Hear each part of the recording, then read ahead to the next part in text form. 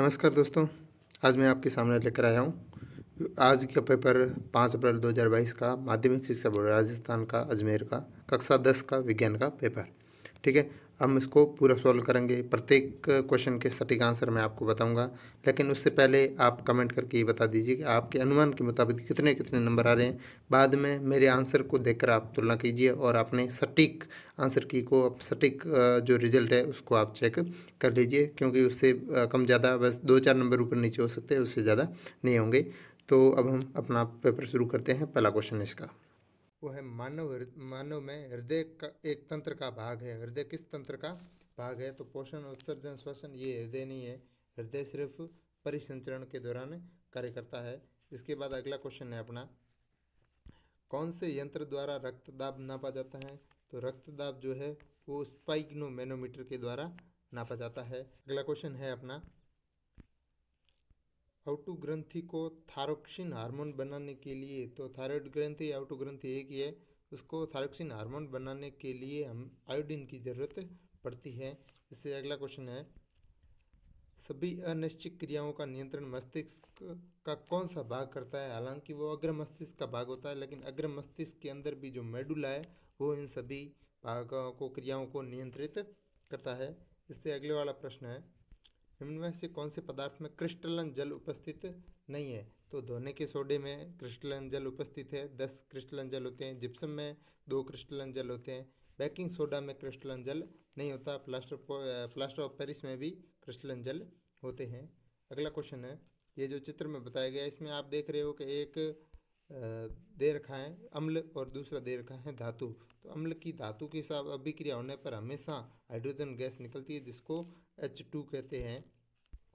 अगला क्वेश्चन है, एक तत्व क्यों मुलायम है और चाकू से आसानी से काटा जाता है? तो चाकू से आसानी से काटे जाने वाले दो ही तत्व है मुख्यतः, एक है सोडियम और एक है पोटेशियम। तो हमें पता रखना है कि सोडियम Na जिसका प्रतीक होता है वो इसमें दे नहीं रखा है, तो इसका जो सीधा जवाब हो जाएगा वो अपना हो जाएगा पोटेशियम।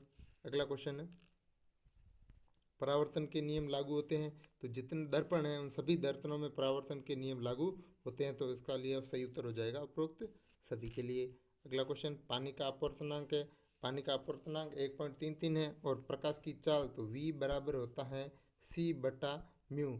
तो c का जो मान होता है वो 3 × 10⁸ होता है, और म्यू का जो मान इसने दे रखा है पानी का अपवर्तनांक 1.33। तो जब 1.33 का 3 में भाग दोगे तो इसका जो आंसर है वो करीब आ जाएगा 2.26 × 10⁸ मीटर प्रति सेकेंड। अगला जब क्वेश्चन पर चलते हैं, विद्युत आवेश का SI मात्रक, विद्युत आवेश का SI मात्रक है कूलाम। इससे अगले वाला क्वेश्चन है, एक परिपथ दे रखा है जिसमें आपको A और B के बीच में तुल्य प्रतिरोध ज्ञात करना है, A और B के बीच में। तो ये दोनों समांतर हैं, तो ये हो गए 1 2 और 2 कितने हो गए 4। तो इसको हम 1/4 और 1/4 दोनों को जब हल करेंगे तो 2/4 और उल्टा करेंगे तो 4/2, मतलब इसका जो सही आंसर है वो A हो जाएगा 2। ठीक है, तो इसका अगला क्वेश्चन है अपना, विद्युत धारा उत्पन्न करने वाली युक्ति।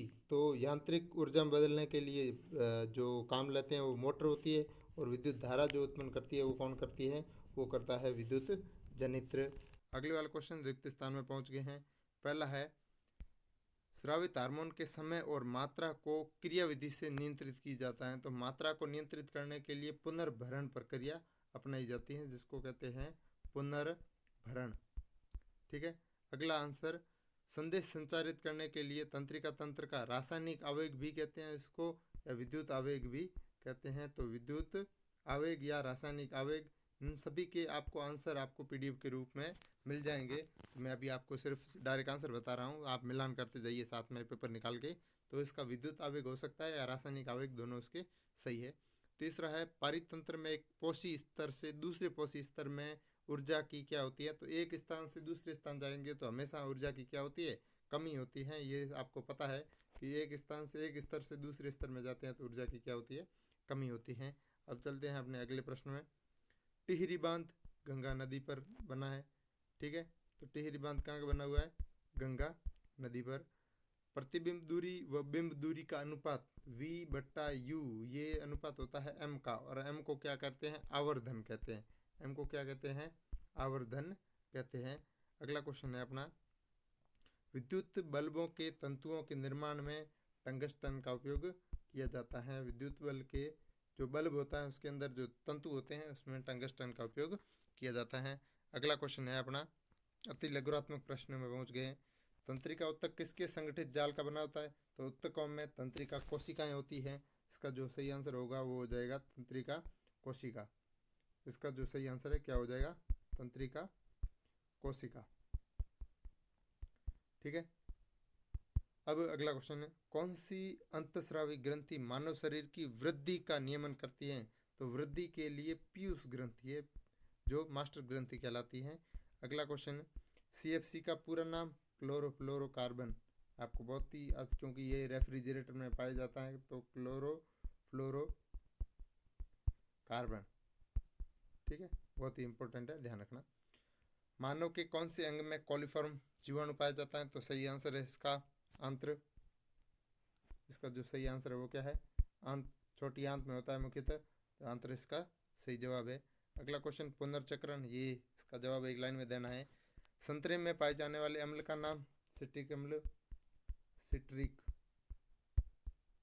ठीक है, सिट्रिक अम्ल होता है। अम्ल के जलीय विलयन द्वारा विद्युत के संचालन का नामांकित, ये आप बना सकते हो। अम्लीय विलयन लिया, उसके अंदर विद्युत का संचालन होता है या नहीं होता है, उसका नामांकित चित्र बनाना है, तो ये आपको बनाना पड़ेगा। स्वाद के आधार पर अम्ल व क्षार में अंतर लिखिए। तो स्वाद के आधार पर अम्ल खट्टे होते हैं और क्षारीय पदार्थ कड़वे होते हैं। दंत क्षय का कारण क्या है? दंत क्षय का कारण है मुंह का पीएच मान कम होना। मुंह के पीएच मान में क्या आ जाना? कमी आना। इसका वो सही जवाब हो जाएगा, क्योंकि इनके उत्तर मैं लिख के नहीं बता सकता। अब है, किसी विद्युत परिपथ में धारा नियंत्रक का कार्य? धारा नियंत्रक मतलब धारा को नियंत्रित करना, मतलब धारा को कम करना या अधिक करना, ये काम कौन करता है? धारा नियंत्रक करता है। प्रत्यावर्ती धारा व दिष्ट धारा में अंतर क्या है? मोस्ट इंपोर्टेंट क्वेश्चन था, मैंने आपको बताया भी था। अब इसका जो प्रत्यावर्ती धारा है क्या है कि समय, एक निश्चित समय अंतराल के बाद अपनी दिशा क्या करती है? बदलती है। लेकिन दिष्ट धारा में समान अंतराल किया लगातार एक ही दिशा में और एक ही तरफ से विद्युत धारा बहती रहेगी, उसमें कम ज़्यादा नहीं होगी। अगला क्वेश्चन है 12वां, किसी विद्युत धारावाही सीधी जो परिनालिका हमेशा ऐसी होती है बनी हुई, तो परिनालिका के भीतर उत्पन्न चुंबकीय क्षेत्र किस प्रकार का होगा? तो परिनालिका, अगर जो विद्युत धारा की दिशा वृत्ताकार है तो चुंबकीय क्षेत्र हमेशा सरल होगा, और विद्युत धारा की दिशा अगर सरल है तो चुंबकीय क्षेत्र इसका क्या होगा? वृत्ताकार होगा। ये दोनों एक दूसरे के विपरीत है, इसका आपको ध्यान रखना है। तो इसका जो सही आंसर मैंने आपको बता दिया। अब हम ये जो बड़े 2 नंबर के प्रश्न है आपको लिख के बता नहीं सकते, लेकिन हम इसकी प्रश्न पढ़ के थोड़ा अनुमान लगा सकते हैं, ताकि हम आसानी से पता लग जाए। बाकी आपको पीडीएफ के रूप में मिल जाएंगे। जैव विकास प्रक्रम में जीवाश्म क्या भूमिका है? तो जीवाश्म से हम कड़ी से कड़ी जोड़ते हुए जैव विकास को उत्पन्न बता सकते हैं कि उनका विकास कैसे हुआ है, उनके पूर्वज किस प्रकार के थे। मानव में दोहरा परिसंचरण तंत्र क्यों आवश्यक है? क्योंकि शुद्ध रक्त, ऑक्सीजन युक्त रक्त और कार्बन डाइऑक्साइड युक्त रक्त दोनों एक साथ नहीं चल सकते, इसलिए दोहरा परिसंचरण आवश्यक है, जो एक ऑक्सीजन को लाने का कार्य करता है, दूसरा ऑक्सीजन को वापस कार्बन डाइऑक्साइड को बाहर छोड़ने का कार्य करता है। मेंडेक एवं चिपकली की समझाता अंक का चित्र बनाना है, ये किताब के अंदर पढ़ा है, आपको बनाना चाहिए था।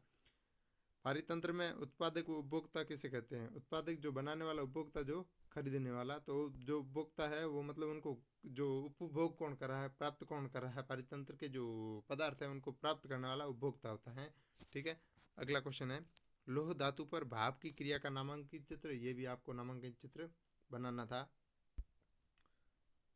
लवण के विलयन की चालकता की जांच करनी है, इसका भी नामांकित चित्र आपके बहुत अधिक आए हुए हैं, इसलिए क्रियाकलाप आपके लिए मोस्ट इंपोर्टेंट थे। मैग्नीशियम रिबन का वायु में दहन कर वाच ग्लास में इकट्ठे होने वाले उत्पाद के नाम सहित नामांकित चित्र बनाना है। तो नाम मैग्नीशियम, इसका दहन ऑक्सीजन के साथ, जो उत्पाद था वो था MgO, जो उत्पाद था वो क्या था? MgO, magnesium oxide. ठीक है, इसका चित्र बनाना था, किताब में बना हुआ पड़ा है।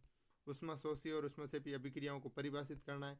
तो उष्माशोषी मतलब जिस अभिक्रिया को एक उत्पाद बनाने के लिए उष्मा की जरूरत होती है। उष्माक्षेपी मतलब अभिक्रिया के दौरान उसमें क्या निकलती है? उष्मा बाहर निकलती है, वो उष्माक्षेपी हो जाएगी, और जिसको उष्मा चाहिए वो हो जाएगी उष्माशोषी।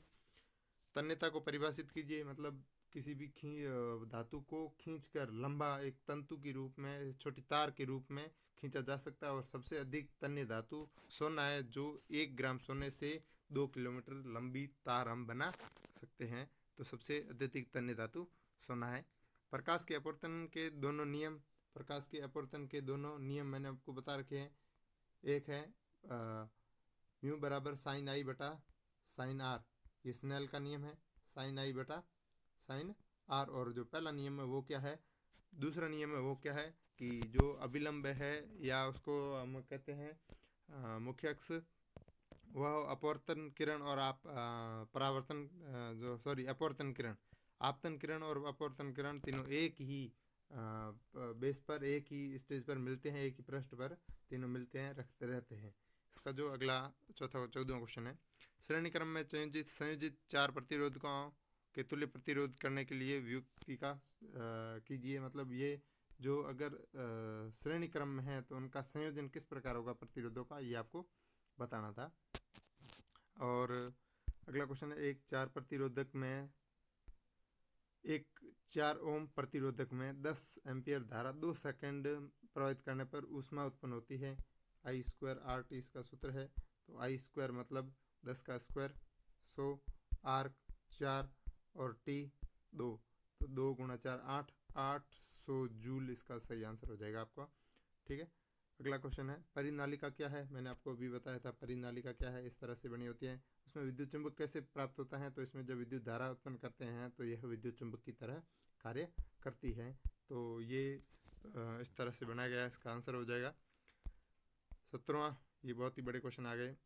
प्रकाश संश्लेषण प्रक्रम के दौरान होने वाली 3 घटनाओं को प्रकाश संश्लेषण के दौरान एक CO2 प्राप्त होती है, जो मैंने आपको बता रखा है, पूरा का पूरा एक स्टेज वाइज समझा रखा है। अगला, गैसों के विनिमय के लिए मानव फुफ्फुस की कार्यप्रणाली को समझाइए। तो मानव फुफ्फुस के अंदर मुख्य अंग होता है कुपिका, जिसको कहते हैं, वो ऑक्सीजन को युक्त और कार्बन डाइऑक्साइड रहित रक्त को बनाती है। अगला, फ्लेनेरिया का चित्र बनाइए और विकासीय संबंध में जीवाश्म के महत्व को समझाइए। ये अगले आपके जीवाश्म वाले पाठ में से है, 9वें पाठ, आनुवंशिकता। मेंडल के किसी एक विकल्पी जोड़े के संकरण को आलेख चित्र द्वारा दर्शाइए। यह भी बहुत ही आसान था। ऑक्सीकरण उपचयन अभिक्रिया को, ऑक्सीकरण का दूसरा नाम है उपचयन अभिक्रिया को उदाहरण से ही समझाना था। ये है, इसको संतुलित करना था, बहुत आसान था। इसका संतुलित हो जाएगा, ये इसने कर रखा है, 2NH3, इसके आगे 2, इसके आगे 3, इसके आगे 3 और N2 छोड़ दो, इसके आगे 3, ये संतुलित हो जाएगी। अगला है अपचयन अभिक्रिया को उदाहरण से ही समझाइए। और में दे रखा है, पहले में उपचयन था, इसमें अपचयन था। संतुलित करना इसमें भी है, उसमें भी था। बहुत ही आसान क्वेश्चन है ये तो। विद्युत मोटर का सिद्धांत, विद्युत मोटर का विद्युत चुंबकीय जो बल होता है वो उसका सिद्धांत होता है, कारण लिखना है। विद्युत मोटर का नामांकित चित्र बनाकर कार्यप्रणाली समझाइए। बहुत ही आसान क्वेश्चन था। फ्लेमिंग वामस नियम, किसी चुंबकीय क्षेत्र में रखे विद्युत धारावी चालक पर चित्र द्वारा उत्पन्न बल को समझाइए। मोस्ट इंपॉर्टेंट था क्वेश्चन। अब आते हैं बड़े वाले क्वेश्चन जो 4 नंबर के हैं। प्रतिवर्ती क्रिया का एक उदाहरण, जैसे ऊष्मा है, शरीर को ऊष्मा लगना, और या हो सकता है आप कांटा चुभना, ये भी एक प्रतिवर्ती क्रिया का उदाहरण है। जंतुओं में प्रतिवर्ती क्रिया क्यों विकसित हुई, क्योंकि मनुष्य का जो मस्तिष्क होता है उसके द्वारा एकदम से किसी क्रिया के प्रति एकदम से विपरीत प्रतिक्रिया नहीं हो पाती है, इसलिए प्रतिवर्ती चाप की जरूरत पड़ी, जो मेरुरज्जु के द्वारा नियंत्रित किया जाता है। प्रतिवर्ती चाप का नामांकित चित्र, हाथ वाला चित्र बना हुआ पड़ा था आपकी किताब में, वो आपको बनाना था। अंडाशय द्वारा स्रावित हार्मोन, अंडाशय के द्वारा जो स्रावित हार्मोन है वो प्रोजेस्टेरोन है और एस्ट्रोजन है, ये अंडाशय के द्वारा स्रावित है। किन्हीं 2 अंतःस्रावी ग्रंथियों के नाम कार्य लिखना था, जैसे एक अग्नाशय ग्रंथि है, यकृत है, ठीक है, ये ग्रंथियाँ हैं। मानव अंतःस्रावी ग्रंथियों की स्थिति का नामांकित चित्र आप पाचन तंत्र में बना सकते हैं कि एक अग्नाशय ग्रंथि है, इधर अग्नाशय, ये यकृत है, ठीक है, ये इसमें पढ़े हैं। अगला क्वेश्चन, निम्नलिखित को सुमेलित कीजिए। तो निम्नलिखित को सुमेलित, जिप्सम जो है इसके अंदर कैल्शियम सल्फेट 2 हाइड्रेट होते हैं और इससे क्या बनता है, प्लास्टर ऑफ पेरिस। तो दोनों के आसान मिल गए। अब विरंजक चूर्ण का कैल्शियम ऑक्सीक्लोराइड और बेकिंग सोडा का आसानी से ये सारा इसका मिलान हो गया। अगला क्वेश्चन, जब साधारण नमक के जलीय विलयन में विद्युत धारा प्रवाहित की जाती है तब सोडियम हाइड्रोक्साइड के साथ दो गैसें निकलती है। ठीक है, जब क्या करा है, नमक के जलीय विलयन में विद्युत धारा प्रवाहित की जाती है तो सोडियम हाइड्रोक्साइड के साथ दो गैसें निकलती है। गैस फटफट की ध्वनि के साथ जलती है और वाई गैस जल को कीटाणु मुक्त करने के लिए उपयोगी है। तो गैस एक्स व वाई कौन सी होगी, उनके नाम बताइए। तो जब भी जलीय विलयन जो है नमक का, साधारण नमक NaCl है, ठीक है, इसमें को जो जल में रखकर इसमें विद्युत धारा प्रवाहित की तो क्या हो गया, जलीय विलयन है इसका। तो इससे एक तो क्या बन गया, सोडियम हाइड्रोक्साइड मतलब NaOH, और एक क्या निकली, फटफट की आवाज़ के साथ हमेशा H2 गैस निकलती है और दूसरी गैस निकली है इसकी Cl2। ये इसके सही जवाब है। ठीक है, एक तो NaOH, एक हाइड्रोजन गैस जो X है फटफट की ध्वनि के साथ निकलती है, और Y जो है यह कीटाणु मुक्त बनाती है तो इसको Cl2 कहते हैं, क्लोरीन, जिसको नेसेंट ऑक्सीजन, जो कीटाणु मुक्त करने के लिए उपयोगी है जल को। तो Y का हो जाएगा Cl2 और X का हो जाएगा H2, हाइड्रोजन गैस। ठीक है, अगला क्वेश्चन है अपना, इसमें दे रखा है उपरोक्त सारणी को हाइड्रोजन आयन की सांद्रता को घटते क्रम में लिखिए। मतलब जिसमें हाइड्रोजन आयन अधिक है वो अधिक अम्लीय है, तो पहले हो जाएगा 1.2, उसके बाद हो जाएगा 2.2, उसके बाद हो जाएगा सिरका, और लास्ट में टमाटर का रस। ये इसका क्रम है। जब एक सोडियम यौगिक X की तनु HCl के साथ अभिक्रिया होती है तब लवण, जल व एक गैस वाई प्राप्त होती है। यौगिक पावरोटी मुलायम स्पंजी बनाने के लिए, तो पावरोटी इसको स्पंजी बनाने के लिए हम बेकिंग सोडा का उपयोग करते हैं। तो इसका मतलब X जो है इसका सूत्र हो जाएगा NaHCO3, और इसको जब HCl के साथ अभिक्रिया करते हैं तो एक तो NaCl बनता है, एक कार्बन डाइऑक्साइड गैस निकलती है, और इसने क्या कहा, कौन सी गैस निकलती है, तो कार्बन डाइऑक्साइड, Y का मान हो जाएगा CO2, ये Y का मान हो जाएगा। ठीक है, तो X और Y दोनों निकल गए इसके। अगला क्वेश्चन है अपना, अवतल दर्पण के मुख्य फोकस की परिभाषा। तो अवतल दर्पण के मुख्य फोकस की परिभाषा है जो अवतल दर्पण के ध्रुव व वक्रता केंद्र के मध्य बिंदु होता है उसको मुख्य फोकस कहते हैं। ये इसका जो क्वेश्चन है, हम आपको इसको सरल कर देते हैं। एक 4 सेंटीमीटर साइज का बिंब है, किसी 12 सेंटीमीटर फोकस दूरी पर है। तो ये तो बिंब की ऊंचाई दे रखी है, ये फोकस दूरी दे रखी है 12 सेंटीमीटर, अवतल दर्पण से दूरी पर रखा हुआ है, तो इसका मतलब ये बिंब की दूरी। ठीक है, दर्पण से कितनी दूरी पर पर्दे को रखा जाए कि स्पष्ट प्रतिबिंब प्राप्त हो, तो प्रकृति व साइज ज्ञात कीजिए। तो पहले तो इसको सूत्र लगाना है कि दर्पण है तो 1/f, ये मैं आपको PDF के रूप में सेंड कर दूंगा, अभी इनको हल नहीं कर सकते। ठीक है, बड़ा हो जाएगा।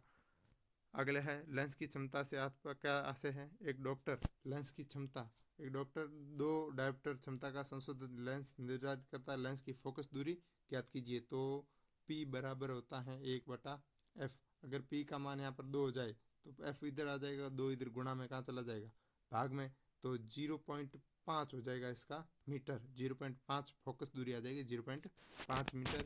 ये किस प्रकार का लेंस है, तो फोकस दूरी प्लस की किस में होती है, तो प्लस की फोकस दूरी होती है उत्तल लेंस में। ठीक है, प्लस की फोकस दूरी किस में होती है, उत्तल लेंस में होती है। अवतल लेंस द्वारा प्रतिबिंब का बनना दर्शाने के लिए कोई भी एक किरण चित्र बनाइए। मतलब अवतल लेंस द्वारा प्रतिबिंब बनाने के लिए कोई एक चित्र बनाना है, वो अपनी इच्छा से बना लेना है, क्योंकि इसमें 2 स्थितियाँ हैं, दोनों में से एक स्थिति बनाना, चाहे आप अनंत पे रख के बना सकते हो या अनंत और प्रकाशिक केंद्र के बीच में रखकर भी बना सकते हो। तो ये आपका बहुत ही आसान सा क्वेश्चन पेपर था। कोई भी ऐसे मतलब थोड़ा बहुत कहने के लिहाज से थोड़ा टफ था, क्योंकि इसमें नमक के चित्र अधिक पूछे गए हैं, लेकिन क्वेश्चन अगर देखा जाए तो बहुत ही आसान क्वेश्चन था, पेपर था। तो इनका PDF देखने के लिए आगे वाले मैं सभी जो पेपर आने वाले सभी की इसी तरह जवाब दे दूंगा। इनके PDF भी आपकी तरह शेयर कर दूंगा, आपको बता दूंगा। तो आप चैनल को सब्सक्राइब करिए और लाइक करिए और शेयर भी करिए ताकि सभी इसका फ़ायदा उठा सके। धन्यवाद।